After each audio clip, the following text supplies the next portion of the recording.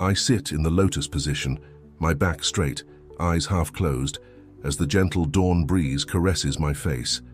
The sound of temple bells echoes in the distance, marking the beginning of another day of contemplation and learning.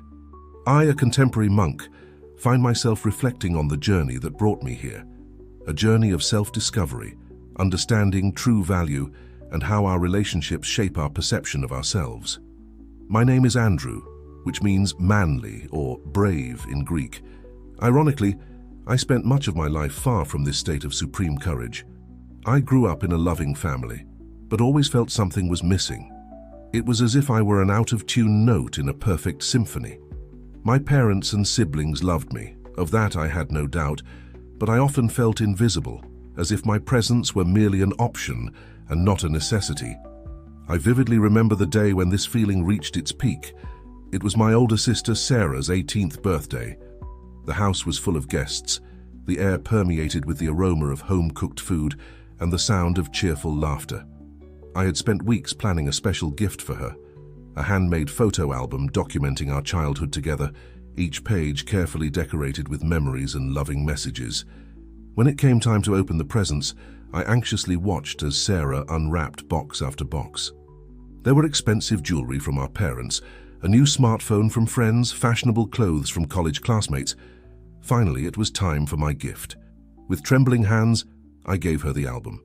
Sarah smiled politely, flipped through a few pages and said, "Thanks, little bro, it's very cute." Then quickly she put it aside and turned her attention back to the more flashy presents. At that moment, I felt as if my heart had been crushed. All the love and effort I had put into that gift seemed insignificant, disposable. It was at that instant that I realized I didn't know how to make myself valued. I had no idea how to become a significant presence in the lives of the people I loved. It was as if I were a ghost, going unnoticed even in the most important moments. This realization led me on a journey of self-discovery. I began to seek answers in self-help books, motivational speeches, and even therapy. But nothing seemed to completely fill the void I felt. It was then that by a twist of fate, if there really are such things as twists of fate, I found the path of Buddhism. It all started when I stumbled upon a small book in a used bookstore. The title was simple, The Path to Inner Peace. The author was a contemporary Buddhist monk who blended ancient teachings with modern reality. Intrigued, I bought the book and devoured it in one night. The monk's words resonated deeply within me. He spoke about how our value doesn't depend on external validation, but rather on a deep understanding of who we are. He explained that we often seek approval in the wrong places, forgetting to look within. Inspired by these words, I decided to make a radical change in my life. At 25, I left my corporate job, said goodbye to my perplexed family, and set off for a Buddhist retreat in Colorado. It was the beginning of a transformation that would change not only my life, but the way I related to the world around me. In the first days at the monastery, I felt completely lost. The rigorous routine, prolonged silence, and endless hours of meditation seemed more like torture than a path to enlightenment. But gradually, I began to understand the purpose behind each practice. Meditation, in particular, became a powerful tool. Through it, I learned to observe my thoughts without judgment, to recognize negative thought patterns, and to cultivate a more compassionate mind, not only towards others, but primarily towards myself. One of the most profound teachings I received came from Master Thomas, an elderly monk with bright eyes and an ever-present smile. He told me, "Andrew, you are like a diamond covered in mud. The mud is your doubts, your fears, your need for approval. The diamond is your true self, naturally bright and valuable. Your task is not to become valuable, you already are. Your task is to remove the mud so that your natural brilliance can be seen." These words hit me like a bolt of clarity. I had spent so much time trying to prove my worth to others that I had forgotten to recognize it in myself. I began to understand that the respect and admiration I so sought from others should begin within me. With this new perspective, I delved deeper into the teachings. I learned about the Four Noble Truths and the Noble Eightfold Path. I studied the concepts of impermanence and interdependence. But more than learning theories, I began to apply them in practice. One of the most transformative exercises I learned was that of loving kindness, or metta in Pali. This practice involves cultivating feelings of love and compassion, first for oneself, and then gradually expanding to others. At first, I found it difficult to direct these feelings towards myself. Years of self-criticism had created a barrier that seemed impenetrable, but with persistence, I began to feel a change.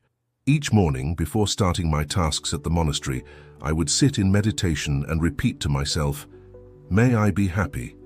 May I be healthy. May I live with ease. May I be at peace." Gradually, these words ceased to be just an empty mantra and became a genuine belief. As I learned to value myself, I noticed a subtle but significant change in the way others treated me. The younger monks began to seek me out for advice. The older ones started to entrust me with important tasks. It wasn't that I had fundamentally changed who I was, but rather that my new self-perception was reflected in my interactions. One day, during a teaching session, Master Thomas used an analogy that stuck in my mind. He said, "Imagine that you are a cup of tea. If you're empty, you have nothing to offer. If you're full to the brim, any movement will make the tea spill. But if you're filled to an appropriate level, you can share your content without depleting yourself. Self-knowledge and self-care are like filling your cup. Only when you're adequately full can you truly give to others without feeling drained or undervalued." This image of the teacup became a constant reminder for me. I began to understand that to be truly present in others' lives, I needed to first be present in my own life. This meant establishing healthy boundaries, practicing self-care, and above all, recognizing my own intrinsic value. As months turned into years, I felt a profound change in myself. The feeling of being invisible or disposable had disappeared. In its place grew a serene confidence, a sense of purpose, and a deep gratitude for life.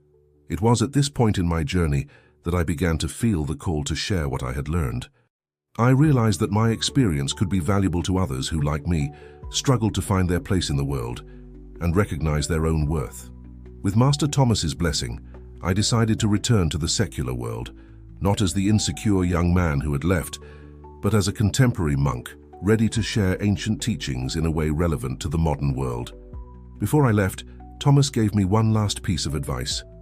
"Remember, Andrew, that teaching is also learning. Every person you meet will be your teacher. Keep your heart and mind open, and never stop growing." With these words echoing in my mind, I left the monastery and embarked on a new phase of my journey. Little did I know that the deepest challenges and lessons were yet to come. If you're enjoying the advice, consider subscribing to the channel. Thank you. Back to the story. Upon returning to my hometown of Denver, I was greeted with a mixture of curiosity and skepticism. My family, although happy to see me, had difficulty understanding the transformation I had undergone. My old friends looked at me as if I were a stranger. However, instead of feeling discouraged, I saw this as an opportunity to practice what I had learned. I began offering lectures at local community centers, sharing my story and the teachings that had changed my life. At first, few people showed up, but those who came often returned, bringing friends and family. Slowly, a community began to form around me. One of the first lessons I shared was about the importance of cultivating a magnetic presence, not through tricks or manipulation, but through authenticity and compassion. I explained that when we are truly present and at peace with ourselves, we naturally attract others. It's as if we emit a silent frequency that resonates with those around us. To illustrate this point, I would use a simple exercise. I asked participants to close their eyes and imagine two scenes. In the first, they were in a room with someone visibly anxious and agitated. In the second, they were with someone calm and centered. Invariably, people reported feeling more attracted to and comfortable in the presence of the second person. You see, I would say, this is the power of authentic presence. When we cultivate inner peace, we not only benefit ourselves, but also create a space of comfort and safety for others. This is how we become a magnetic presence in the lives of those we love. As my work grew, I began to notice patterns in the stories of people who sought me out. Many, like me, felt undervalued in their relationships. Others struggled with self-esteem and the constant need for external approval. I realized there was an urgent need for practical tools to help people recognize their own worth and build healthier, more meaningful relationships. This is how I developed the 10 principles for self-respect and authentic relationships. These principles, based on the Buddhist teachings I had learned but adapted for modern life, became the core of my work. Allow me to share them with you. Self-awareness. Cultivate a deep understanding of your thoughts, emotions, and behavior patterns. Self-acceptance. Embrace yourself with compassion, recognizing that you are valuable exactly as you are. Boundary setting. Learn to say no with love and protect your emotional well-being. Assertive communication. Express your needs and feelings clearly and respectfully. Detachment. Free yourself from the need to control others or outcomes. Gratitude. Cultivate a sense of appreciation for your life and the people in it. Compassion. Practice kindness towards yourself and others. Presence. Be fully in the moment, both in your interactions and in your daily life. Continuous growth. Commit to learning and personal development. Authenticity. Live according to your values and be true to yourself. These principles weren't just theory for me. I lived them daily, constantly challenging myself to grow and evolve. And as I shared them, I saw people's lives transform. One of the most striking stories was that of Mary, a middle-aged woman who came to one of my lectures. She had been in a relationship for 20 years, but felt completely invisible to her husband. "It's as if I were a piece of furniture in the house," she told me with tears in her eyes. "I'm there, but no one really notices me." We worked together for several months, focusing primarily on the principles of self-awareness, assertive communication, and boundary setting. Mary began to recognize patterns in her behavior that contributed to her situation. She realized that she often suppressed her own needs to please others and rarely expressed her true feelings. Gradually, Mary began to make changes. She started dedicating time to herself, pursuing interests she had abandoned years ago. She began expressing her opinions more openly and establishing clear boundaries in her relationships. Most importantly, she stopped seeking external validation and began recognizing her own intrinsic worth. The result was remarkable. Not only did her relationship with her husband improve significantly, but all her relationships became deeper and more authentic. "It's as if I've found myself again," she told me in our last session. "And in finding myself, I've rediscovered my place in the world and in the hearts of people." Mary's story was just one among many that I witnessed over the years. Each person who crossed my path brought with them a universe of unique experiences, but all shared a common quest: the desire to be truly seen, valued, and loved. As my work expanded, I began receiving invitations to speak at companies, schools, and even on television programs. It was a surreal experience for someone who once felt invisible, but I knew it wasn't about me. It was about the message I carried, a message of hope and transformation. One day I received an invitation that would change the course of my journey. A renowned university invited me to conduct a study on the impact of the 10 principles for self-respect and authentic relationships on people's lives. I accepted immediately, seeing this as an opportunity to scientifically validate what I had already observed in my practice. The study lasted a year and involved hundreds of participants. During this time, I was able to closely observe how people applied the principles in their daily lives and what changes they experienced as a result. One of the most striking cases was that of John, a 40-year-old executive who seemed to have everything society considers success: a high-ranking position, a beautiful family, a luxurious home. However, inside, John felt empty and disconnected. "I've spent my entire life seeking external approval," he told me in our first session. "I got the job my parents wanted, married the type of woman society considers ideal, bought all the things that were supposed to make me happy, but I feel like an imposter in my own life." We began working with the principle of self-awareness. John started keeping a journal in which he recorded his thoughts and feelings without judgment. This simple exercise revealed surprising patterns. He realized that many of his decisions were motivated by fear of disappointing others or appearing a failure. Next, we focused on self-acceptance. John had to face parts of himself that he had repressed for years. His true desires, his insecurities, even his unrecognized talents. It was a painful but liberating process. "It's as if I'm getting to know myself for the first time," he told me after a few weeks. The principle of authenticity was particularly challenging for John. Authenticity. He had to make difficult decisions, including leaving his prestigious job to pursue a long-forgotten passion for photography. His family initially resisted the change, but as they saw John happier and more present, they began to support him. By the end of the study, John's transformation was evident not only in his behavior but even in his physical posture. He walked more upright, smiled more easily, and for the first time in years felt comfortable in his own skin. The overall results of the study were impressive. 85% of participants reported a significant improvement in their self-esteem and the quality of their relationships. 72% said they felt more authentic and aligned with their values. And surprisingly, 68% reported improvements in their physical health, with a reduction in stress-related symptoms. These results filled me with a deep sense of gratitude and purpose. I saw that the teachings I had received at the monastery were not just abstract philosophy, but powerful tools for real transformation in people's lives. However, with success came new challenges. As my visibility increased, I began to face criticism and skepticism. Some accused me of simplifying complex problems. Others questioned my credibility as a modern monk. Initially, these criticisms shook me. I felt again like that insecure young man, desperate for approval. But then I remembered Master Thomas's teachings about detachment. The opinions of others are like clouds in the sky, he used to say. They come and go, but the sky remains unchanged. I decided to use these criticisms as an opportunity to practice what I preached. Instead of defending myself or counterattacking, I began to approach critics with curiosity and compassion. I invited them to open dialogues, acknowledged where my work could improve, and stood firm where I knew I was on the right path.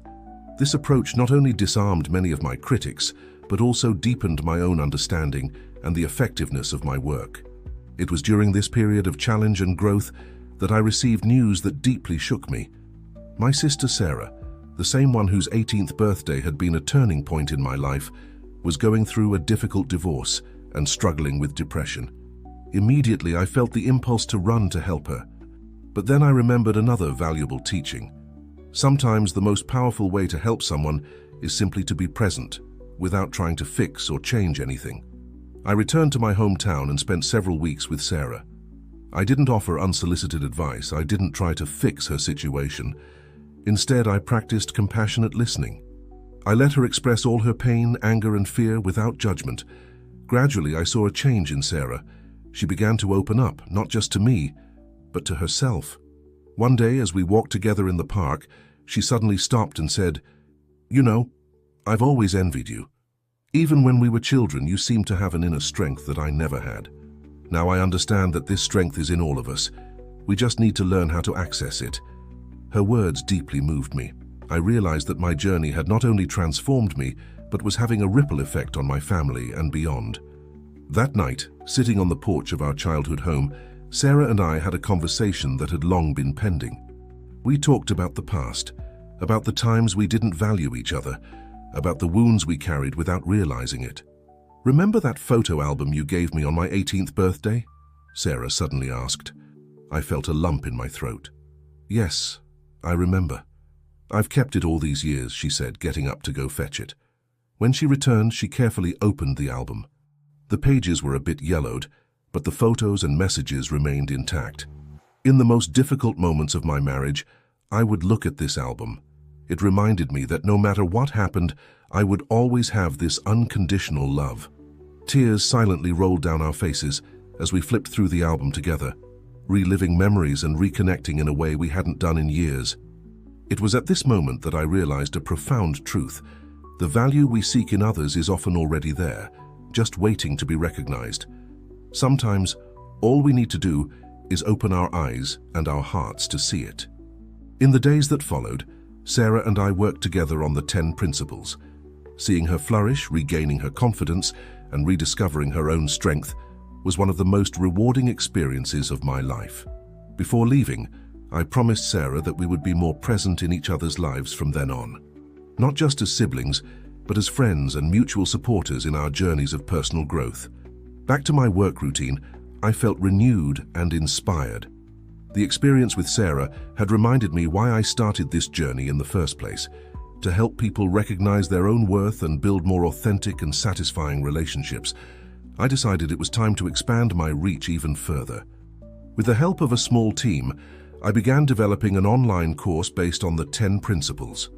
The goal was to make these teachings accessible to people all over the world, regardless of their location or financial situation. The process of creating the course was a journey in itself. I had to learn how to translate complex concepts into practical and accessible lessons. I worked with psychologists, educators, and technology experts to ensure that the content was not only informative, but truly transformative. Finally, after months of hard work, the course was ready to launch. On the night before the launch, I sat in meditation, reflecting on the journey that brought me here. From an insecure young man to a monk in search of wisdom, and now a teacher sharing that wisdom with the world, I felt a deep gratitude for all the challenges, lessons, and people I had encountered along the way. If you're enjoying the advice, consider subscribing to the channel. Thank you. Back to the story. The launch of the course was a success beyond our most optimistic expectations. Thousands of people from dozens of countries signed up in the first few weeks. Feedback began to pour in, stories of transformation, of repaired relationships, of changed lives. One message in particular stayed with me. It was from a 19-year-old from Australia. He wrote, "I've always felt like a stranger in my own life. Your lessons helped me understand that there's nothing wrong with me. For the first time, I feel like I have permission to be who I really am." Reading this message took me back to the beginning of my own journey. I remembered how lost and undervalued I felt. If someone had told me back then that one day I would be helping other people find their worth, I probably would have laughed in disbelief. Yet here I was, witnessing the power of transformation not only in my own life, but in the lives of countless others. It was a responsibility I took very seriously. As the course gained momentum, I began receiving invitations for international speaking engagements. I traveled to countries I never imagined visiting, met people from all walks of life. Each interaction, each shared story, each tear shed, and each smile of realization added a new layer of depth to my understanding of the human experience. It was during one of these trips, at a conference in New York, that I had an encounter that would once again change the course of my journey. After my talk, an elderly woman approached me. Her name was Yuki, and she had a gleam of wisdom in her eyes that reminded me of Master Thomas. "Your words are powerful, young monk," she said with a gentle smile. "But tell me, have you considered the power of silence?" Her question caught me by surprise. Of course, I practiced meditation regularly and valued moments of quietude. But something in the way Yuki spoke made me realize there was more to be explored. Yuki invited me to visit the small Zen center, where she was the master. I accepted the invitation, intrigued by what I might learn. In the days that followed, I experienced a form of silence that went beyond the simple absence of sound. It was a living, pulsating silence, full of presence. Yuki taught me about the Japanese concept of ma, the space between things, the pause between musical notes, the silence between words. In the West, she explained, you tend to focus on what is present. In Zen, we also value what is absent. Emptiness is not lack, it is potential. These words resonated deeply within me. I realized that in my eagerness to help others, I sometimes forgot the power of pause, of space, of silence. I began to understand that true value lies not only in what we do or say, but also in what we choose not to do or say. I incorporated these lessons into my work and personal life. I began teaching not just about action, but also about non-action, about the power of simply being, without the constant need to do or achieve. This new understanding brought an additional dimension to the 10 principles. Silence became a powerful tool for self-awareness, self-acceptance, and presence. I taught my students to embrace silence not as something to be feared or filled, but as a sacred space for growth and transformation. As I integrated these new insights into my work, I noticed a subtle but significant shift in the people around me. They seemed more centered, more at peace with themselves. Silence ceased to be something uncomfortable and became a welcome refuge.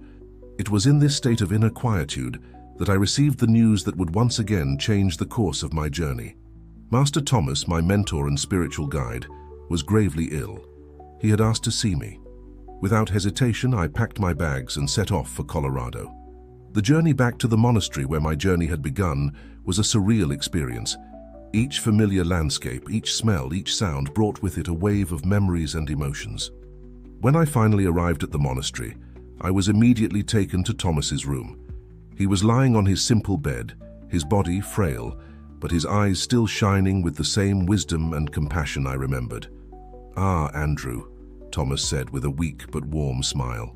"You've come home." His words struck me deeply. Indeed, being there in that simple monastery room, I felt truly at home in a way I hadn't experienced in a long time. I sat beside Thomas's bed, holding his wrinkled hand in mine. For a long moment, we sat in silence, just appreciating each other's presence. It was one of those moments of Ma that Yuki had taught me to value, a silence full of meaning and connection. Finally, Thomas spoke. "You've come a long way, my son. I see in your eyes the wisdom you've gained, but also the questions you still carry." I nodded, feeling tears form in my eyes. "Master," I said, "I've taught so many about self-worth and authentic relationships. I've seen lives transform, but sometimes I wonder if I really understand what I'm teaching. If I truly live according to these principles." Thomas smiled, his eyes shining with understanding. "Ah, the teacher's doubt, it's a sign of wisdom, you know. Only those who truly understand the depth of what they teach can question whether they fully comprehend it." He paused, taking a deep breath before continuing. "Andrew, do you remember what I told you when you first left here?" I closed my eyes, remembering that day so many years ago. "You said that teaching is also learning, that every person I would meet would be my teacher." "Exactly," Thomas nodded. "And what have you learned on your journey?" I reflected for a moment, letting the experiences of the past years pass through my mind. I learned that self-worth is not something we achieve, but something we discover within ourselves. I learned that the most authentic relationships begin with an authentic relationship with oneself. And I learned that sometimes silence is the wisest teacher of all. Thomas smiled, squeezing my hand lightly. "You've learned well, my son. But there's one last lesson I want to share with you." I leaned forward, eager to absorb every word. "The journey you've undertaken," Thomas continued, "is not linear.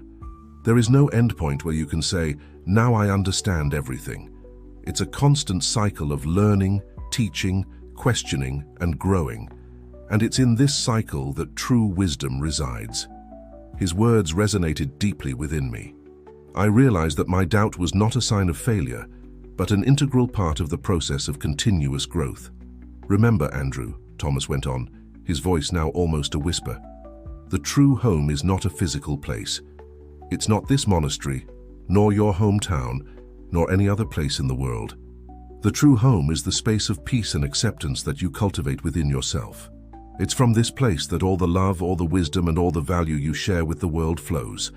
With these words, Thomas closed his eyes, a serene smile on his face. We sat in silence again, but this time, the silence was imbued with a deep and transformative understanding. In the days that followed, I remained at the monastery, helping to care for Thomas and reflecting on everything I had learned. Each morning, I sat in meditation by his bedside, our connection transcending words. A week after my arrival, Thomas passed away peacefully in his sleep. His death was not an end, but a transition, a powerful reminder of the impermanence of life and the importance of living each moment with full awareness and gratitude. Thomas's cremation ceremony was a deeply moving event. Monks from all over Colorado came to pay their respects. As the flames consumed his physical body, I felt as if his wisdom and compassion were spreading through the air, touching all of us in a new way. After the ceremony, I felt called to make a solitary retreat in the mountains. I needed time to process everything that had happened, to integrate Thomas's final lessons, and to rediscover my own center. For weeks I lived in a small cave, with nothing but the basics to survive. My days were filled with meditation, contemplation, and long periods of silence. Gradually, I felt the layers of identity I had accumulated over the years, the teacher, the author, the speaker, dissolving, leaving only the essence of my being. It was during this retreat that I had a profound realization. The 10 principles I had taught for so long were not just tools to improve relationships or increase self-esteem. They were, in fact, a path to spiritual awakening, to reconnection with our true nature.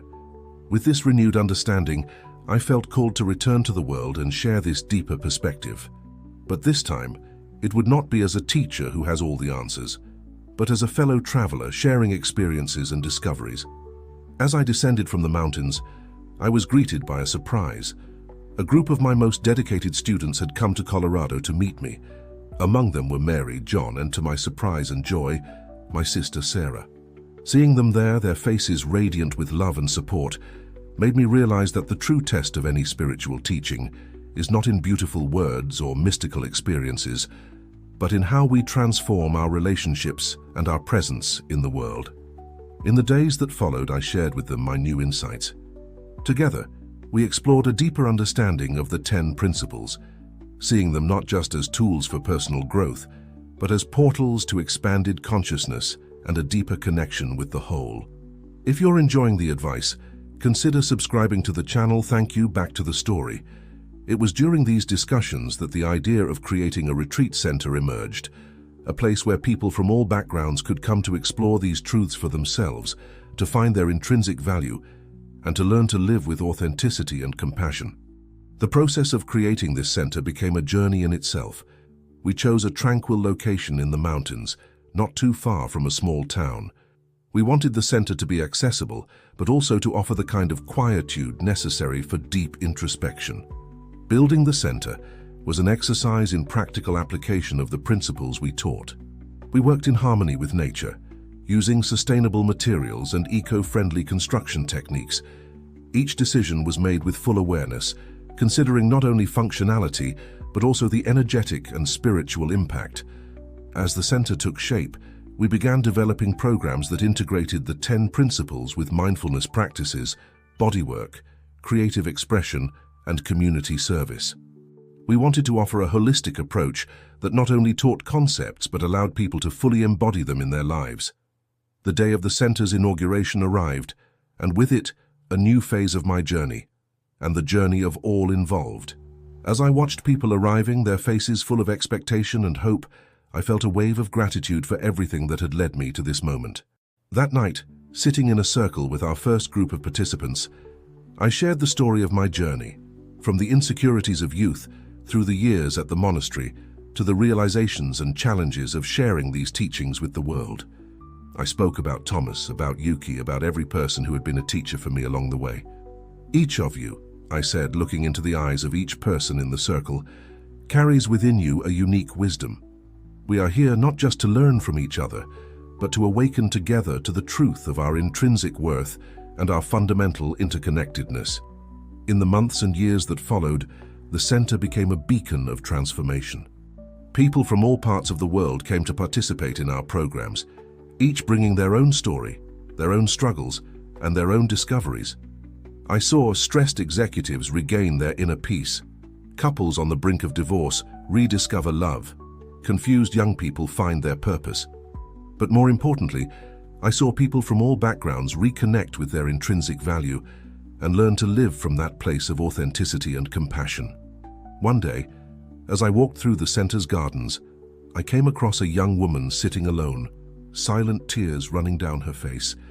I sat beside her in silence, offering my presence. After a few moments, she spoke. "All my life," she said, "I felt like there was something wrong with me, as if I wasn't good enough, as if I constantly needed to prove my worth. But here, for the first time, I feel like I can simply be who I am.